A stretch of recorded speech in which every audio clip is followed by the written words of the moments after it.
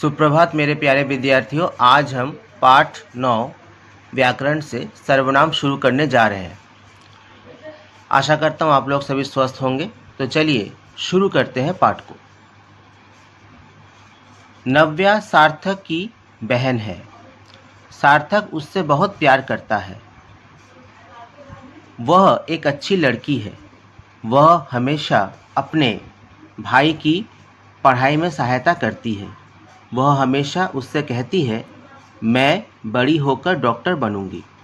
तो ये नव्या और ये सार्थक, इनके बारे में हमने अभी पढ़ा।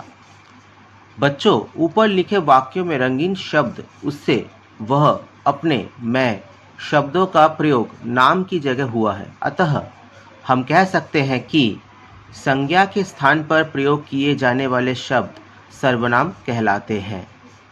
फिर से कहते हैं, संज्ञा के स्थान पर प्रयोग किए जाने वाले शब्द सर्वनाम कहलाते हैं। सर्वनाम शब्दों के भी एक वचन तथा बहुवचन रूप होते हैं।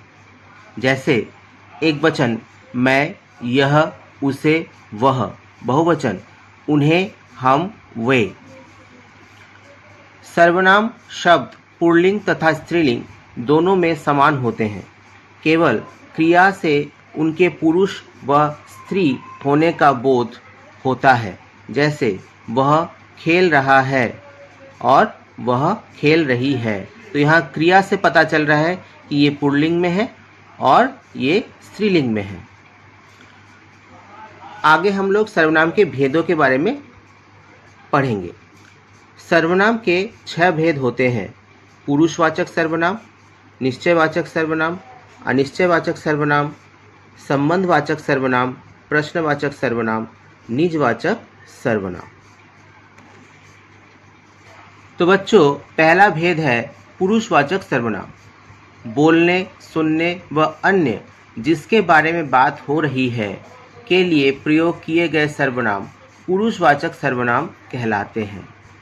जो बोल रहा है, जो सुन रहा है या जो अन्य जिसके बारे में बात हो रही है के लिए अगर प्रयोग किए जाए कोई सर्वनाम शब्द, उसे हम पुरुषवाचक सर्वनाम कहेंगे। जैसे उदाहरण के रूप में, तुम कहाँ रहती हो, तुम कहाँ रहती हो। मैं खाना खा रहा हूँ, मैं। वह कौन है, वह, और इसमें तुम। तो ये हो गया पुरुषवाचक सर्वनाम। तो कॉपी में आप लोगों को पुरुषवाचक सर्वनाम की परिभाषा और उसके उदाहरण की जानकारी देनी है, ये आपको लिखना है।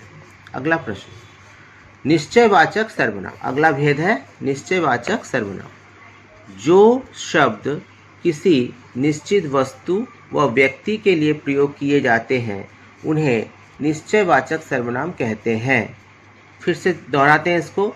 जो शब्द किसी निश्चित वस्तु व व्यक्ति के लिए प्रयोग किए जाते हैं उन्हें निश्चयवाचक सर्वनाम कहते हैं। जैसे वे मेरे मामा जी हैं। वे, ये निश्चित है, ये लड़की निश्चित है, इसको पता है कि ये इसकी मामा जी है। यह मेरा कमरा है, यह। तो बच्चों, यहाँ पर वे मेरे मामा जी हैं, तो यहाँ पर वे जो शब्द है वो निश्चयवाचक सर्वनाम का उदाहरण हो गया। और यह मेरा कमरा है, ये लड़का बता रहा है कि यह उसका कमरा है, तो यह भी निश्चयवाचक सर्वनाम में आ जाएगा। तो इस प्रकार से हमने आज सर्वनाम के 2 भेदों के बारे में जानकारी प्राप्त की और सर्वनाम की परिभाषा जाना। तो आज के आपके प्रश्न हैं। पहला प्रश्न होगा, सर्वनाम किसे कहते हैं, उदाहरण दो। सर्वनाम किसे कहते हैं, उदाहरण दो। दूसरा प्रश्न होगा, पुरुषवाचक सर्वनाम किसे कहते हैं, उदाहरण दो। पुरुषवाचक सर्वनाम किसे कहते हैं, उदाहरण दो। तीसरा प्रश्न होगा, निश्चयवाचक सर्वनाम किसे कहते हैं, उदाहरण दो। निश्चयवाचक सर्वनाम किसे कहते हैं, उदाहरण दो। चौथा प्रश्न होगा, सर्वनाम के कितने भेद होते हैं, नाम लिखो। चौथा प्रश्न है, सर्वनाम के कितने भेद हैं, नाम लिखो। तथा 5वां प्रश्न है, सर्वनाम शब्दों के एकवचन तथा बहुवचन रूप के उदाहरण दो। सर्वनाम शब्दों के एकवचन तथा बहुवचन रूप के उदाहरण दो।